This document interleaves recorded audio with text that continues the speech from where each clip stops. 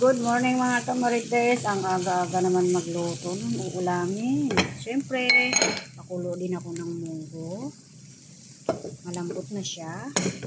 And then, dito ko na lang igigisa yung mga lamas ng munggo ko at saka yung isasahog kong shrimp. Hipon. Frozen pala yung hipon ko ha. Hindi siya fresh. At siyempre, may malunggay tayo dyan. Ito yung hipon ko. Nakapreso ko. Chicken broth to. Yung pinakuluan kong chicken breast. Yan na lang yung gawin kong sabaw dito sa aking munggo. Galap ng shrimp. Ewan ko kung magkasya dito sa maganda sana kung fresh, diba? O kaya pritong isda o kaya buwad. Ay, nato, tayo. Naglagay ako ng black pepper at saka Himalayan salt. Yung magkalasa lang kasi may lasa naman tong pinakuluan kong munggo.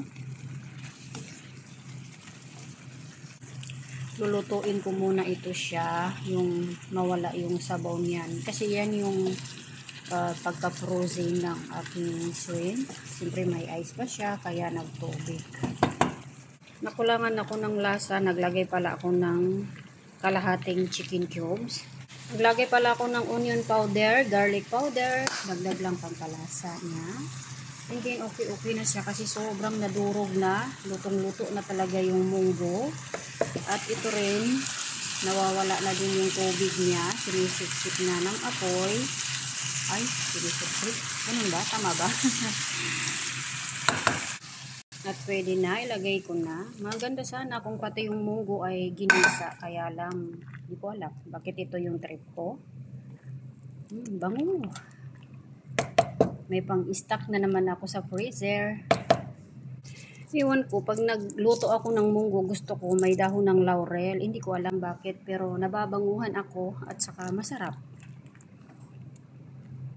At ayan, siguro pwede ko na ilagay yung malunggay.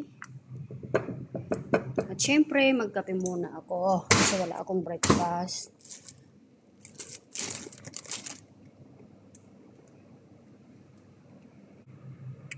At ilagay ko na yung malunggay mga kamarites. At saka, ano nga ba itong ibang nilagay ko?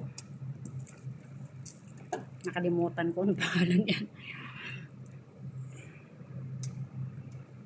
So, pwede na ito mga kamarites. Ready to breakfast na.